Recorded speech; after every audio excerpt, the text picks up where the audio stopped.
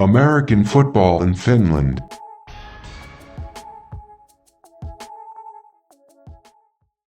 The voice in your ears and the face on your screen. I'm Perfect Purvis, and this is American Football in Finland. Today, I'm joined by my co-hosts, Coach Q and Chris Green. What is going on, fellas? What up? What up? What up? Oh, another week. Show number 2. Yep, show number 2. The AFF podcast is available everywhere you listen to your podcast, and you can see us visually here on YouTube. Excuse me, I keep burping for some reason. Excuse me, I'm burping again. Cut it out. I don't care. Wherever you listen or watch, be sure to subscribe, follow, and like us. Anyone who listens or watches but doesn't hit that button, we know you're a hater, and that's cool. We're going to get on with the show anyways.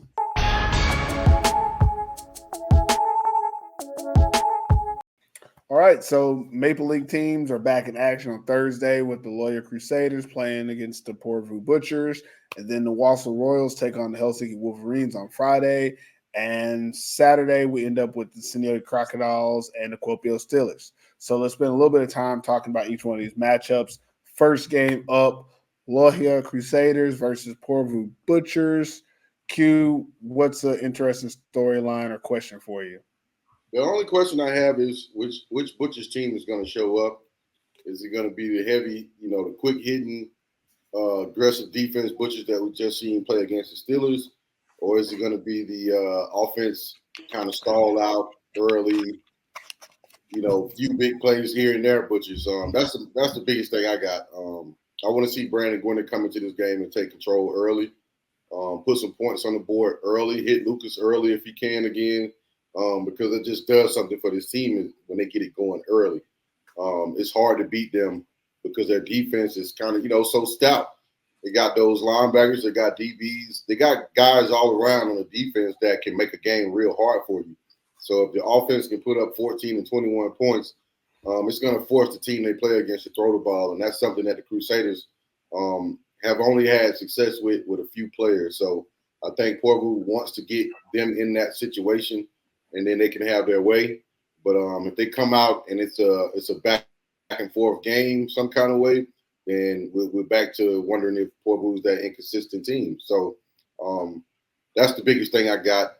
That the question that I would have is just is Porvoo going to come out and hit quick, and are they back?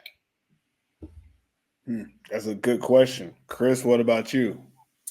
My question is going to be, can the Butchers score in all three phases of the game? So it's difficult to do, score offense, defense, and special teams. But when you're playing in games like this with teams that are not up to par, you need to try these things because when it matters, you need to be able to execute on all three phases of the game to be successful, to beat and to win in the playoffs and beat the more successful teams. So I'd like to see the Butchers try to score in all three phases of the game. So that's my question to them. Can you score in all three phases of the game? I like that. I just want to throw out there, if they try to kick a field goal from distance, they should just let Mikko Seppänen do it. I don't know what they got going on with the other guy, but Mikko Seppänen the best kicker on the team. Hands down. It is what it is. Let that man kick and punt. I don't know why they let anybody else do that. It just don't make sense to me. He's the best. He's one of the best I've seen in a very long time. And for some reason, they've had issues earlier in the year with having other people trying to kick the ball for them. That's why he went back to being the punter. For me, in this game, I don't care about a lot of it. Let me see. What am I interested in? I would like to see if the Butchers can shut out the Crusaders. I think 4 quarters in the Maple League, we've seen it's not easy to go 4 quarters and not let a team score. So I like to see you do a shutout. I think this defense is playing, if not the best defense in the league. Excuse me. What do you guys think? Could we say the Butchers are the best defense in the league, or we're not? I'd say the Steelers are probably the best defense in the league. I'd say the Butchers are good. They're up. My mind is just jumping to all those. Paper, I think on paper they have the best defensive roster in the league. Yeah. Okay, I agree with that. Yeah. The Steelers and the Crocodiles defense are better than the Butchers. Mhm. But like you said, on paper, Butchers have probably got the better roster. Like I just remember their stats that like we did like top stats, and Timmy Nuika and Zach Wright have all like the top stats. Killing it in the numbers. They're killing it. Yeah. Timmy's done a breakout. Yeah, I don't know if that's stat padding or is it because their defense is really that good. And in the last game we saw them play, they played really good. So I guess it'd be a testament to be able to stop a team completely from scoring at all. Because that is really hard to do in the Maple League. All these offenses pretty much can score. Even the Wolverines can score. And the Crusaders have been able to score pretty much every game they've played in. So if you could stop them from scoring, that'd be a pretty cool thing to do. And you guys laughed at me earlier on in the season when I said the Butchers defense was good. And now you're on the train saying that they're good. What's going on? I said it on paper. I can't say a 4-3 team. What are they? 4-2, 5. What is the Butcher record? 4-3. 4-3. I can't say a 4-3 team has the best defense. I can't do it. I just can't. I don't know. I don't think I said that this defense was bad. I know I've been said. I know I'm on record as saying that the defense they had last year was bad, but I've also on record this year I would say they've been playing better. I can't say they were playing this good at the beginning of the season defensively. Like I'm not agreeing with that. I think they got the best. They have the best players on. I said their best defensive players are in positions on their defense to have an effect on the outcome of the game, more so than any other team has. So in that case, I'll say they have the best defense in that aspect because Zach Wright, Sylvester, like you got guys that can literally stop if they have to. You can lock up with other teams' receivers and then let everybody else play ball. So they have the most dangerous roster when it comes to the offenses that they play against in the Maple League because they can match up against anybody. So in that sense, they do have one of the best defenses. But I think the Crocs, I think the Steelers' defensive line and the linebacker, I think they've shown us more consistency on defense than the Butchers have. So I'll agree with you to a certain extent, but yeah. I think it's a fair point. Yeah, I think they just haven't played at the like top potential they could. And like you said, on paper, I think it's more of a chemistry thing for them compared to these other teams. When you think of like one-on-one, like you think, okay, maybe a team has better like this and that, but this team, similar to the Steelers, in my opinion, in the middle, those 9 guys, they're good. They can all ball. At the corner positions, I don't trust it, but one thing that really sets the Butchers defense apart, I think, is they have 3 guys who can play pass or run and help all throughout the defense between Zach Wright, Timmy Nuika, and Rod Sylvester. And then their corners are a little bit better than most corners. They're not great, and they're the weakness of that team, but they're better than most corners. There ain't no corners in the league that great. We've already yeah, that's what I'm saying. Like that for corners, they got decent corners, but when you have those guys that can move positions like that, like you have Timmy Nuika is legitimately he can play middle linebacker, outside linebacker, nickel backer, safety, and you can put him in positions to make plays like that without losing anything on your defense. And same thing with Zach Wright and Ross Vester. Both of those guys can play safety. Both of them can play nickelbacker. Last weekend, I saw both of them play corner. That's crazy to have that kind of versatility in 3 of your key players. They don't have to be in a certain spot.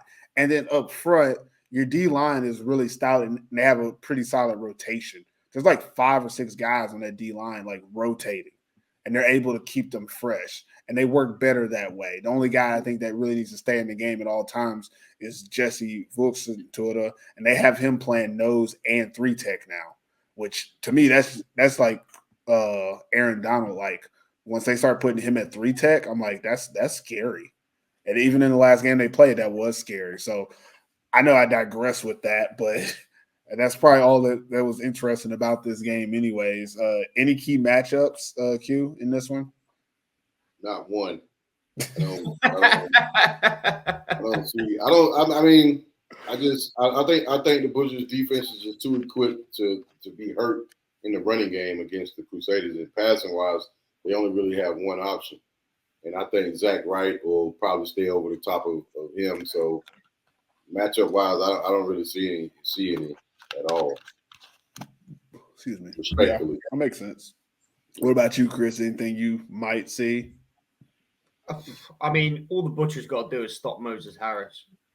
If the Crusaders hand him the ball a lot, which they should do, and they should be running the read option. I've been saying this for weeks, but they still ain't. But if they hand him the ball, I mean, I guess the key matchup is, can they stop Moses Harris? If they stop him, that's it. They've got no offense. So I guess that's a key matchup for the Butchers, I'd say. I'm going to throw out a key matchup, and I'm going to say the cornerbacks from the Crusaders versus the receivers from the Butchers. And this is something I kind of noticed in the last couple of games watching the Crusaders is, excuse me, the Alfonso Munoz guy, he's not bad. Decent corner. He's not getting cooked like a lot of the corners are. And then on the other side, Devontae Jones, also not bad, not getting cooked. Like they're allowing receivers to maybe make catches here and there, but they're not getting beat to the situation that we've seen on other teams where you're just like, it's a liability out there. Mm-hmm. So that gives me a little bit of hope that in this game, obviously they're both going to probably get a healthy dose of Lucas Arola, and we're going to see if they can run because, he's running either a post or a go. So we're going to see if they can stay with him. And I think that's an interesting thing to watch in this game is, are they able to, match up with, him at receiver? I'm not sure if Christian Naltonen is coming back this week or not. That's going to be another issue for them, trying to match up with him at receiver. And, of course, Miko Sepinen does his thing. I think he's going to have a big game because their safeties and outside linebackers are garbage. No offense to anybody personally. I think Monte Williams is pretty good, but I don't think he'll be on Miko Sepinen. I think he'll be on either Naltonen or Lucas Arola side or wherever Cofield is. Like, I don't think he'll be where Miko is. Miko usually gets lost in the shuffle for some reason. So I think he'll have a big day against their average players. But I'm really interested to see how their corners play because as we get this far in the season, I start looking at who I want to pick for like the all Finland list. And like I told you guys offline, I'm having trouble picking corners. Like, whoo, if you're a good corner, let me know because I can't tell out here. I really just cannot tell. Like, all I see is receivers going by folk over and over and over every week. But interesting aspect of this game, I don't think there is one. It's just another game. We'll see what happens. So do we do it? Yeah, we do a little interlude thing. So we'll move on to the next game.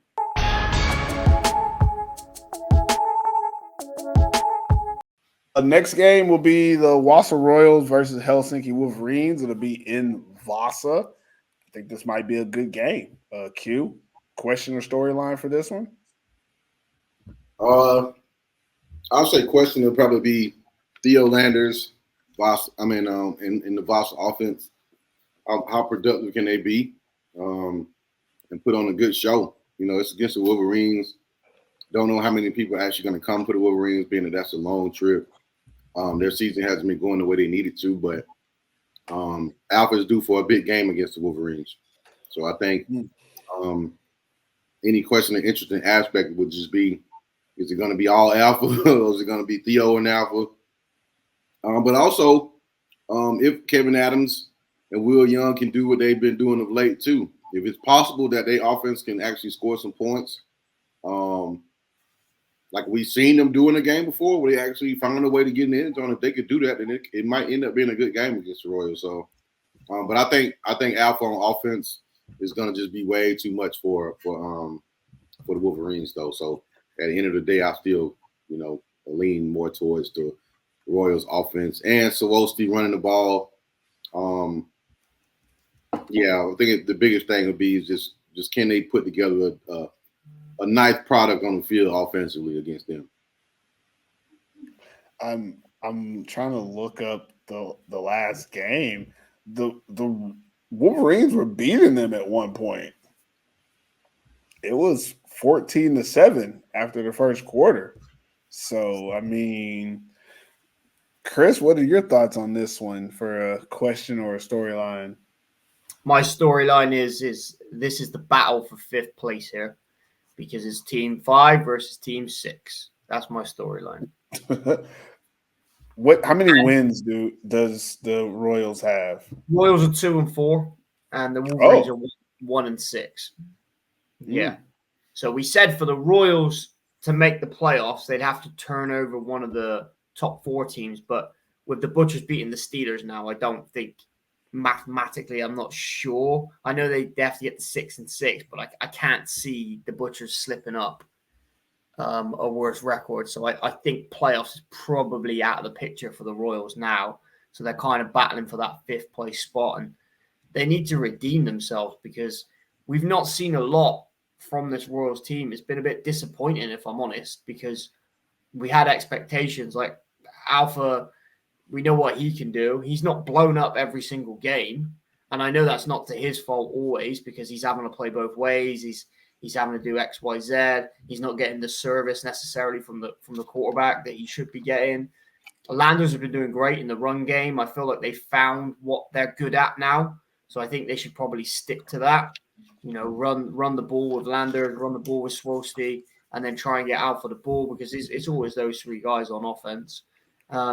It's just a case of can they stop Kevin Adams and Will Young because, again, on the Wolverines, it's only those 2 guys that are doing anything. So I guess it's a battle of like between these 5 guys, really. I guess that kind of ties into the matchup here is who's going to be more productive.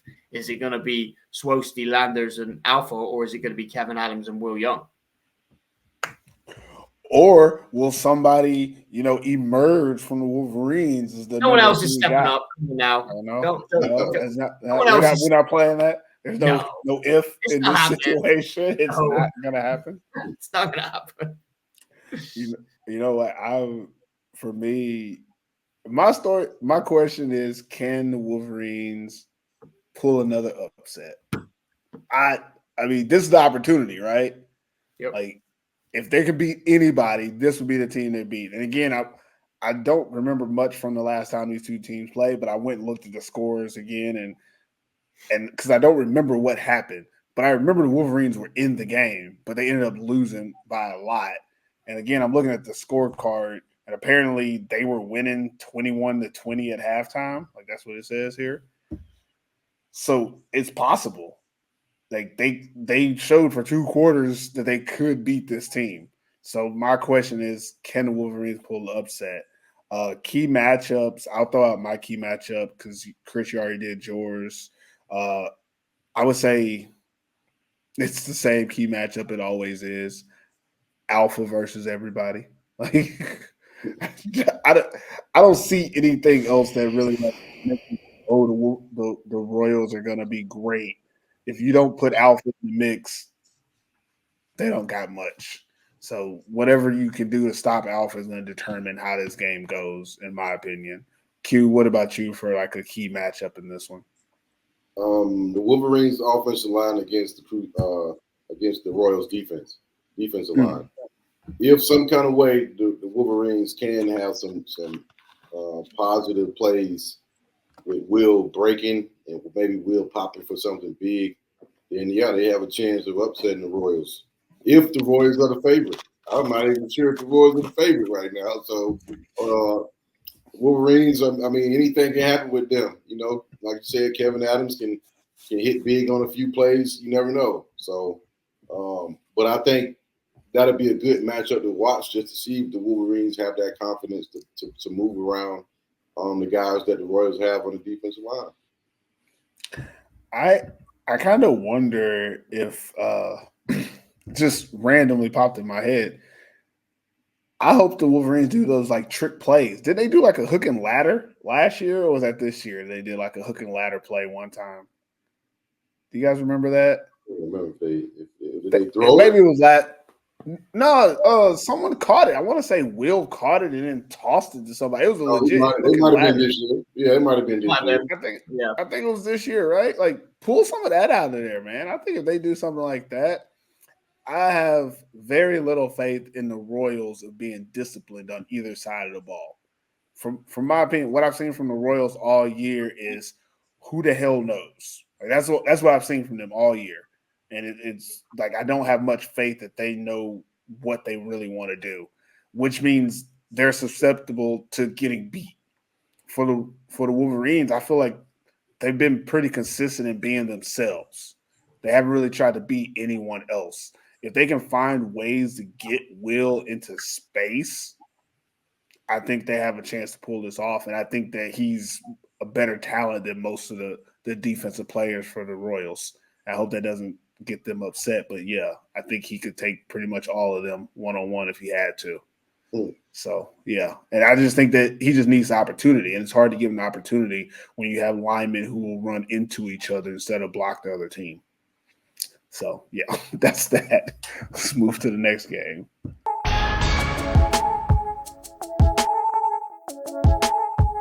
Last game of the weekend, City of Crocodiles versus Kuopio Steelers. The real deal. Chris, I'll let you start this one off. Storyline or question you got in this game? Can the Steelers bounce back? Disappointing loss for them, upset loss for them last week against the Butchers. They're now playing the Crocodiles, who have just come off a 63-8 drumming. So their confidence and their tails are going to be up. The Steelers are going to be a bit down on their offensive production because of the performance that they made against the Butchers. So it's a real interesting game, this one. I feel like it's anyone's ball game as well. I think it's probably going to be the hardest one for us to pick, obviously, this week. But yeah, I feel like Kuopio, they really, really need to win this game to bounce back. If they want that number one seed, this is a real important game for them because they're coming back off of a loss of the team that they shouldn't have lost to. But as I said, because of our offensive production, they were just beaten. So they really need to show what kind of grit and determination and resilience that they have to come back and beat a team that's way better than the Butchers. So what we've seen so far this season, anyway. So yeah, can they bounce back? What about you, Q? What's a question or storyline you got for this one? Kind of similar to what Chris said. Can they bounce back? Like I said, this is a gut check for the Steelers. This will show what kind of team you have, what type of leaders you have after a loss like that. Most guys that really have had success know that you have to have the short memory in order to get to where you want to go. And I think the Steelers know where they want to go. And part of that is just forgetting about this loss. You know, like it happens. But you get back out there, you refocus, you regroup, and you find a way. And I expect them to come out playing differently than they have been in the last few games because they know they need to beat the Crocs in order to keep the standing where it is.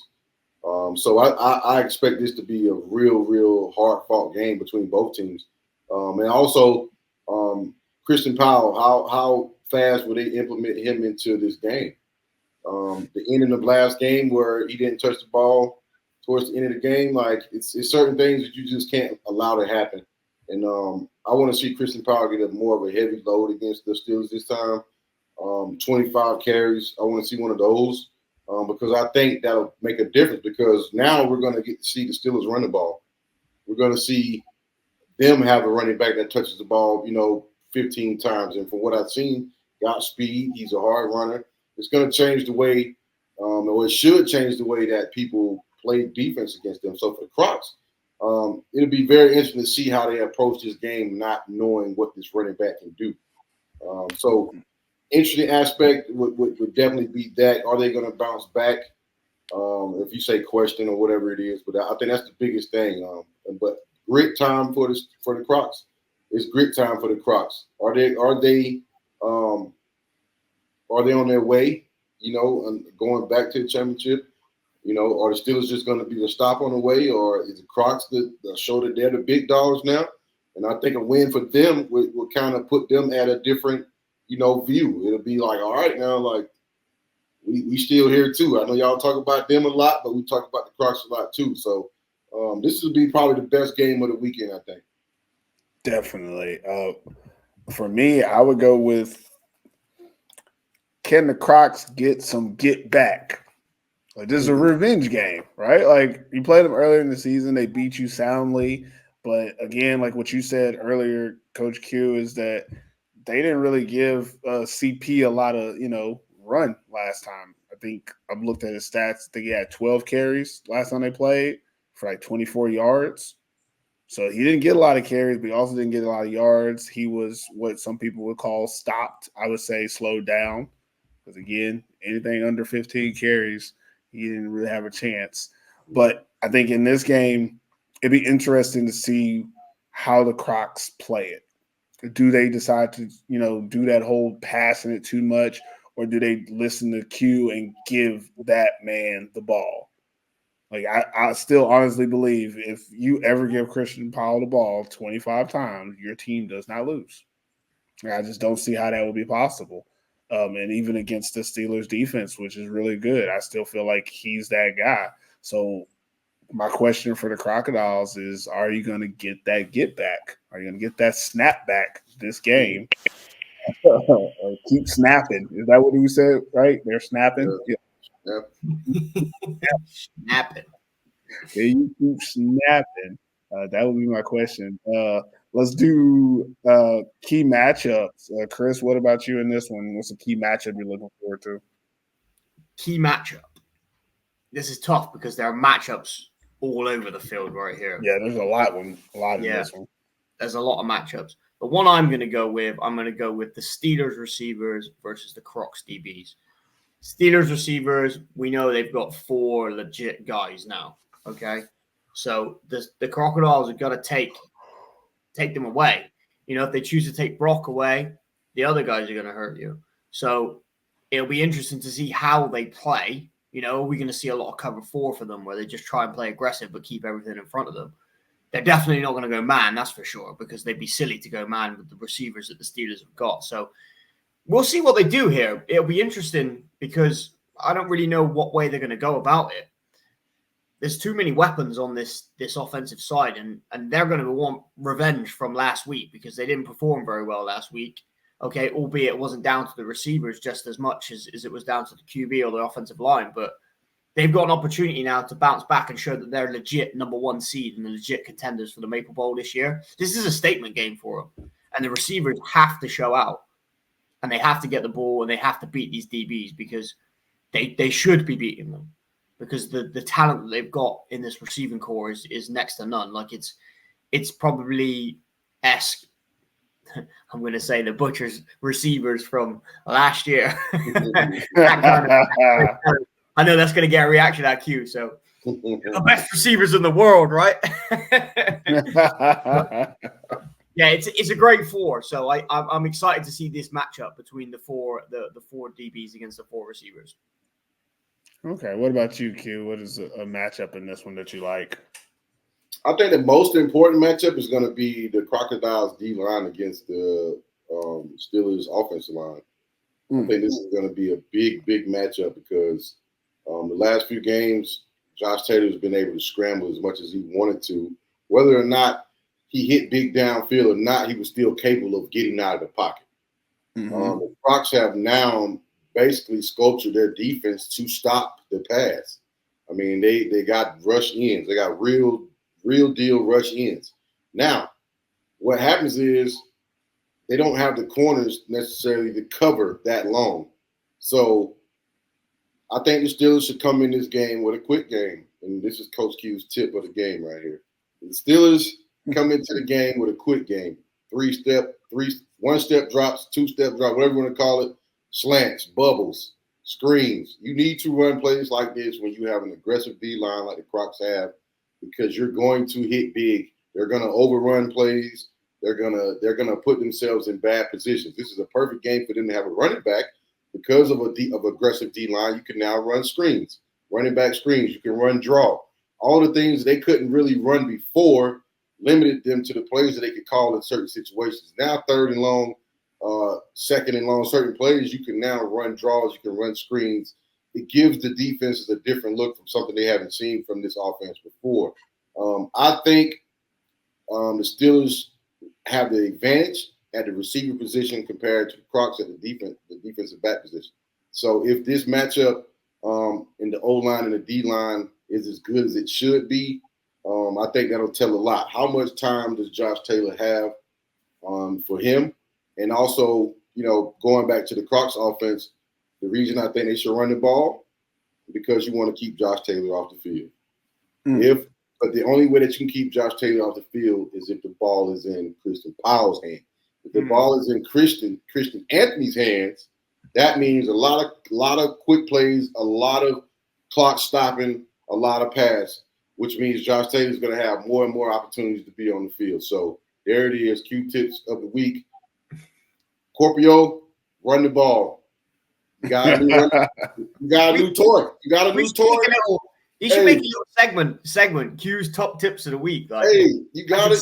It's like a kid with a new toy, man. If you got a new running back, you better use him. Use him. Let's see if he's in shape. Let's see if he can really run. I don't care. Stick with it because if the Crocs come out there and they run the ball, they're going to see exactly what I'm talking about. How much that's defense. Offense is defense. If you got Christian Powell, who's constantly getting first downs, who's running the clock, it's not going to give Josh Taylor that many chances to score, which means now it's pressure on them because the chances that they do get, they have to score. They have to do something with it because they know the opportunities are light. But if the Crocs go out there thinking just because the Butchers threw the ball on the Steelers, they're going to do the same thing, it's not going to happen. The Crocs do not have Lucas Perala. They do not have Nico Sepinen. They do not have Cofield. They do not have. Hold on. So you don't have them. You're throwing shade to the Crocs receivers? No, I'm not throwing shade. I'm being honest. They don't have a Lucas Harrell on their team. Reddick is good, but he's not a featured receiver for them. Sarkala is carrying Lucas Harrell's pass if they play on the national team. Like, I'm just being honest. They play on the national team. It's carrying his pass. You think yes, sir, Mr. Errol. He wouldn't start over Lucas Errol. He's not going to start. That's what I'm saying. This ain't no disrespect. This is being real. You can ask any coach around here. Carrying his pads. That's slight disrespect. I mean, I'm saying it in football terms. That's tough. Carry them pads, boy. The rookies carry the pads. I mean, that's tough. I'm just saying it's a respect thing. You know, hey, it's one thing that you can go out there and say, hey, I'm just as good as him. But I know Sarkala, he does his things in his own right. He's a bigger receiver. That's not his game. But Lucas Errol is a different type of beast. Like, so I would rather Lucas Errol be my receiver than Sarkala. That's me personally. I'm not saying Sarkala is sorry or anything like that. But when it comes to the ability to change a game, Lucas Errol has that ability. And we've seen it. Sarkala can do it, but nobody's afraid of him when they go out on that field. But everybody that's watching the film right now on the Butchers know we cannot let him run by himself. We got to have somebody on top. You got to be aggressive with him. The Steelers still did it. And they still did it. I don't understand. But that's a part of it. That's a part of it of coaching. That's a part of learning. Like, you can be on a 6-0 team. And let's say I play offense for a 6-0 team, right? I'm used to my defense, right? I'm like, man, we got the best corners in the world because they 6-0. But then they play against somebody like Lucas Harrell, and he run right by them. Could have been multiple times. It should have been real bad, but it wasn't. But I'm just saying, you have to be smart. You can say we're gonna stick to our normal defense, but you're not playing against normal players with normal speed. So somebody like Lucas Harrell, my cornerback is back 10 yards. You can run a hitch all game, but you're not going to beat me on a deep route. That's just the decision I'm going to make as a defense coordinator. I'm not saying that their coach didn't do that or didn't think about it, but it's just certain people that when we're watching film during the week, you're looking at him like, hey, this is who could change the game. This is who we need to worry about. We need to know where he is at all times. Lucas Erla is one of those guys. So I feel like in this game, hey, Porvu, not Porvu, but the Crocs, hey, you need to hit big. On offense, you need to have Christian Powell running the hell out of the ball. That's going to give you your best chance to win, because if Josh Taylor throws anything over 35 or 40 pass attempts, they're going to win this game. Well, you said it all. I'll just throw out my quick thing because you didn't. Now all I can think is this man got no respect for the Crocs receivers. That's all I can think. Look, But look, anyway, man. Don't be the media, man. Don't be the media, man. Don't do that. just throw out that little good little excerpt right there. Crocs receivers. No, Trash. man. No, It ain't like but that, man. he said holding his Respectfully. pass. You said holding his pass respectfully. And the people, maybe people don't understand what that term means, though. But we know what it means. But I understand, like, boy, I get it, but there's it's nothing wrong with that. Like literally, it's nothing wrong with that. I tell you this much, I'm not holding nobody pass. I'll be damned. I'll be damned. I'll be damned. When I look, you gotta understand. So when and I'm not ashamed to say it. When I was a let's just say Chris Henry. I don't say me. Let's just say Chris Henry played at the University of Alabama. Not Chris Henry. Derrick Henry. He played at the University of Alabama. You know how many running backs was started before Derrick Henry did? You don't Trent think Richardson and Mark Ingram were both on. You don't think Nick Saban knew that Derrick Henry could steal ball, but he had to carry that pass? Carrying no pass. It just happens, bro. It's a respect thing. It's like you don't have to do it, but it's a respect thing. It's like, bro, this is what we do. This is it. Now I'm not saying that it would ever happen in Finland, but it's a respect factor. You can think you better than somebody all you want to. That don't mean that you are. You know, you're not above the team. You're not above any player. So if I say I'm the starting safety on the team and you're a freshman and you're real good, you're going to carry my pass. If not, you're never going to play anywhere. So it don't matter. Like, it's just a respect thing. But I'm just saying, Sarkle is good, but Lucas Earl is on a different level, and we all know. Let me go out here and see. Now, this wasn't the matchup I was going to say, because I'm going to do two matchups. I got to now. First of all, the matchup I was going to say is Crocs offensive line versus Steelers defensive line, because if the Crocs are able to actually get a push, they're going to be able to be more successful in the run game early, and they can stick with it. That's what happened last time. Is they didn't get a push. They were outmatched up front, and CP never got going, so then they went away from him. And that's what the Crocs have been known to do every year is if he's not getting his yards early, they forget that they have the best running back in the league. So that offensive line needs to find a way to be successful. I don't care how it is. They need to be successful early in this game for them to have a chance. But on the back end of that, if they are successful and they can run the ball, that means most likely, and again, this is conjecture, but most likely that would mean the Steelers need to start putting more focus on the box, which leaves their defenders and defensive backs into more opportune situations. And no, the Crocodiles are not the Butchers receiving core. But unlike my counterpart, who's throwing just shade at certain matchups, listen to this real quick. I would say they do have a Lucas Arela, but they haven't used him in that form. Jacoby Riddick is faster than Lucas Arela. I said it. That's a fact. But he doesn't run the same routes that they have Lucas Arela running. Now, if you're the Crocodiles, you look at what the Butchers did. How did they beat them? How did they score? They had a guy outrunning their corners. You have a guy who has the same speed. Jacoby Riddick could do the same things in this game. You run those plays for him. Instead of doing so much side-to-side, jet sweeps behind the scrimmage type of stuff, which the Steelers defense is good against because they're fast. That's what we saw when the Steelers played against the Roosters. The Roosters tried to get the ball out quick and do sweeps, go wide, and it didn't work because the Steelers defense is fast side to side. But when you put those corners on a highlight, it is what it is. You can either run or you can't. And you got to, at this point, say, hey, we're going to let Jacoby do his thing. And he's done that a couple times this year. He's run deep routes and gotten open, but they haven't always been successful with the quarterback. And now, again, so if I was to compare it to the Butchers, I would say Jacoby Riddick would be more like the Lucas Arela that you're getting.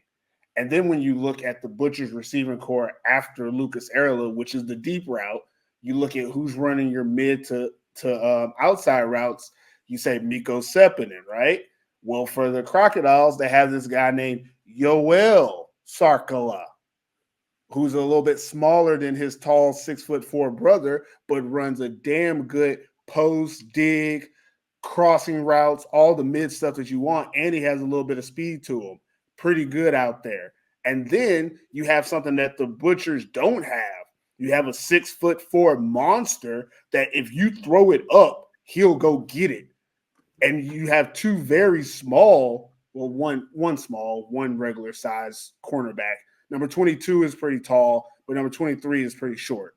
So if you get the right matchup, you can get in the red zone, you can get the ball to him. So they do have a receiving core that can be successful. It's just not exactly the same model of what the Butchers have.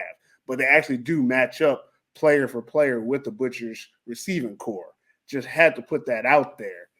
And I'm a fan of the Butchers receiving core, but ain't no shoulder pad carrying over here in Sinayoki. Yeah, I said it. Ain't no shoulder pad carrying in Sinayoki. Gonna call out Yane like that. God damn it. Yane go up on top and start head topping everybody. Matter of fact, that's what's gonna happen in this game. I ain't even doing my pick 'em yet, but Yane better head top somebody in this game. Because Q done got me hot over here talking about carrying shoulder pads. But I think this game, last thoughts on this is like interesting aspect. The most interesting aspect of this game is no matter who wins, the Roosters win. Like, no matter who wins, the Roosters win. Like if the Crocodiles pull the upset, Roosters become the first place team, right? Because they only have one loss.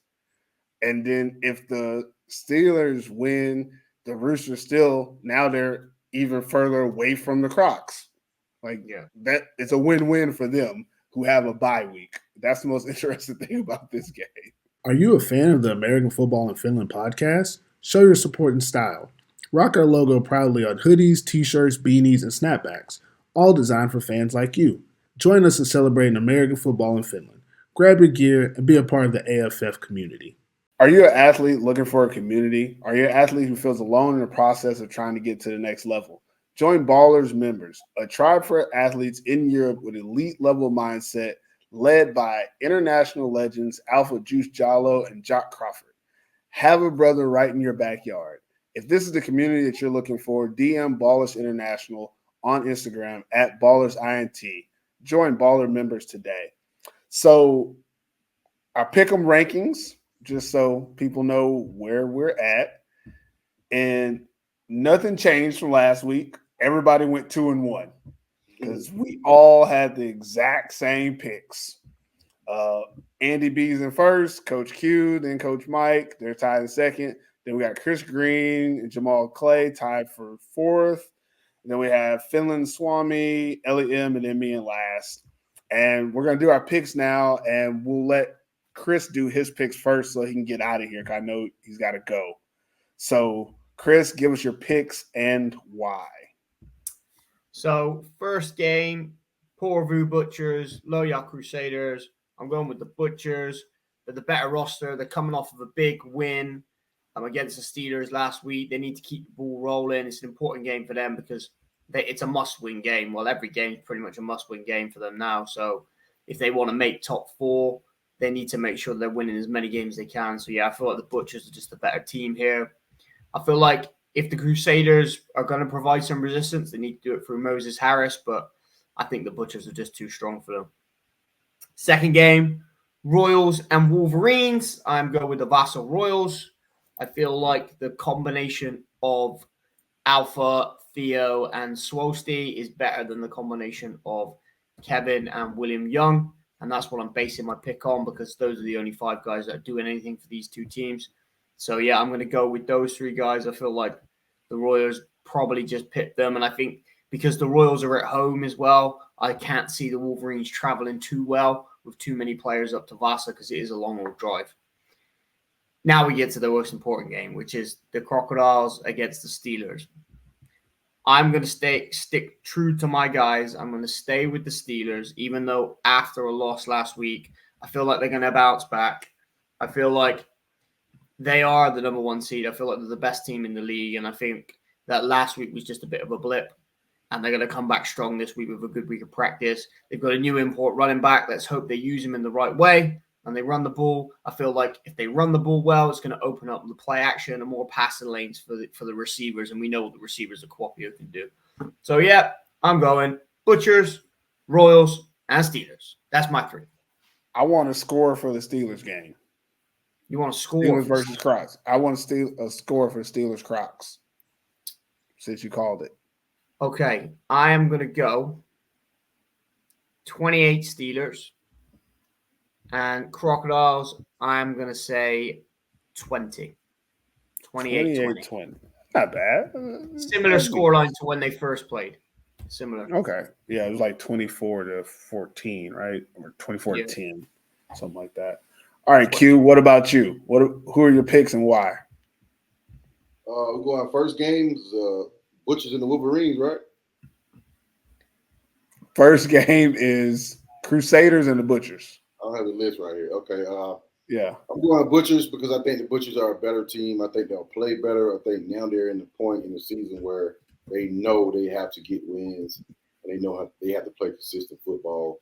With the coaching staff and the guys on that team that they have, I think they'll lock in now, and I think they'll win this game. So that's why I'm picking them. I think the Crusaders just don't have enough. Been the same pretty much all year. They just don't have enough to get them over that hump. Second game. Royals versus Wolverines. Royals versus Wolverines. Royals.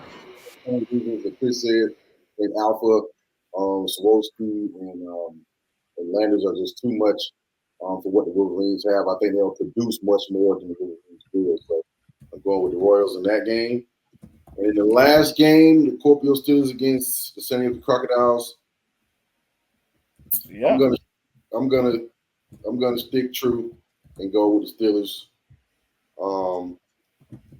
I just think they'll find a way to get this win. I think with a new addition of a running back and implementation of a running game will make this team a lot more dynamic. I think they will make some changes offensively that will help them win this game. I think the Crocs will play a good game, and they'll make it interesting. But I think they'll have turnovers. I'm calling it now. I think they'll have turnovers. I don't know how it's going to happen, but I think they're going to have turnovers in this game. Score. Yeah. I'm going to go 35-24. 35-24. Not bad. I'll write that down. 35-24. Right. I don't know why I write these down like it matters, but I do. For me, let me see. I'll look at these games real quick. First game, Butchers versus Crusaders. I'm going to go Butchers because, and just leave it at that. Royals versus Wolverines. You know what? I choose chaos. I'm picking the Wolverines. I'm picking Wolverines. And again, I'm picking the Wolverines because I do not believe in the Royals. That's the main reason I'm picking the Wolverines. I think if anybody can get got, the Royals can get got because I never know what I'm going to get from them. We know what they have to do to win. They know what they have to do to win. I don't think they're going to do what they have to do to win. I think that their use of alpha is misguided and not done well enough for them to be effective. And even the last time when they beat the Wolverines, still feels like one of those situations where the Wolverines didn't know how to be ahead. They didn't know how to be in the lead. Well, they've actually won a game now, which, again, they still didn't know how to be in the lead. They almost lost that one too. So it'll be close, but I still think the Wolverines can pull the upset on the Royals in this one. And then the last game, Steelers versus Crocodiles. I kind of want chaos, but I'm not stupid. I'm going to go with the Steelers in this one. I think that they'll play more like the team that we've expected them to be. I agree with Q. I think having that running back is going to change the dynamic of the offense. I think it's going to make things easier for the passing game. And if it gets any easier for that passing game, I expect there to be a heavy dose of Noah Choate in this game. Because we have to remember in the last two games, he's been playing running back. Mm-hmm. And I know they brought in Tino and Dongo and all, but Tino and Josh Taylor don't have the chemistry that Noah Choate and Josh Taylor have. So, and also Tino's more of a traditional outside receiver with what I would call a limited route tree. Similar to what we were talking about earlier on this show, he's more like a Lucas Arola type. Yeah. His routes are pretty much the deep routes or a crosser, like a shallow route sometimes. But Noah Choate is going to give you the whole route tree. And that's going to change what they can do offensively when he becomes a receiving option instead of a running back for them. And I think that he's going to have a really big game because they're going to put so much emphasis on stopping Austin Brock. And then Tino and Doggo, there's certain things you could do to limit what he's capable of doing. But Noah Choate will be kind of unstoppable against this Crocodiles defense unless they got something up their sleeve that I didn't know about, but I don't think that's going to happen. So I'm going to put the score at 35-14. Yeah. I think it's going to be a dominant win. I don't think it'll be close. But out of those 14, I just want to put this out there. Out of those 14, at some point in this game, Yanni Sarkula is going to head top somebody from the Steelers. Because I already put that out there. So I want to see it. Yanni. Hey, let's do it. Christian, anytime y'all get near the red zone, I need you to just go like this and just throw it up to Yanni, number 17. Just toss it up to him. I want to see it. Yeah, and all the DBs from the Steelers, try to stop him. Just try. I don't care. Try to stop him. 3 interceptions this week. 3 turnovers. 3 turnovers. They might not all be interceptions, but it's going to be 3 turnovers. Watch. Oh, wow. Yeah, it's going to be a good one, though. I see it already. I'm excited to see it. Hey there, fans of American football in Finland. Want to show some love and support to your favorite podcast? For just €3, you can buy us a cup of coffee and help keep our podcast running strong. But why stop at 1 cup? Why not support each host with a cup? Visit buymeacoffee.com and show your support today. Cheers to keeping the conversation going. All right, that's it for this episode of American Football in Finland. Any last words before we get out of here, fellas? That's it. Let's get to Thursday, baby. Let's get this thing going. Yeah, head top. Come on, Yanni. I need you this week. Look. I need you this week, man. I need you. And I still chose the other team to win. But good luck to all the teams this weekend. And we'll see you next week right here on the AFF podcast. Make sure to subscribe, follow, like, and share on all social channels at American Football in Finland. Until next time, never forget. AFF. We gone. We go. Who is that?